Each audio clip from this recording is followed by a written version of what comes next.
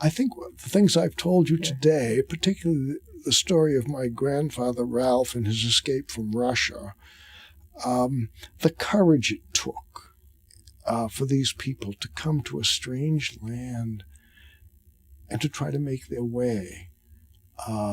Things must have been very desperate in the old country.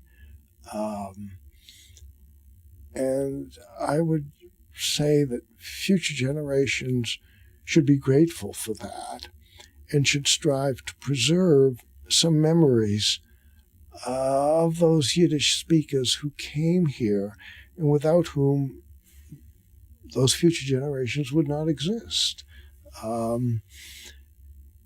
Their lessons there were individual stories. It isn't simply a civilization that disappeared. There were individuals involved in that civilization. And telling these stories makes them human and makes them stand out from numbers and from big words like Yiddish civilization or Holocaust.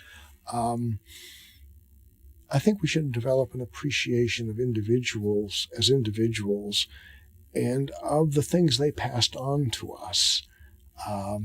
My grandfather, Ralph, with all he enjoyed my company, and I enjoyed his. And we used to play cards together, he and I, knock rummy often.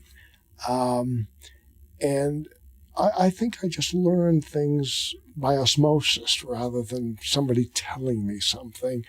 I observed how they behaved and how they acted towards others.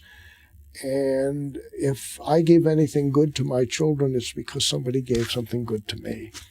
I didn't earn it by myself. Some of it maybe, but basically we are what came before us, and we shouldn't forget that.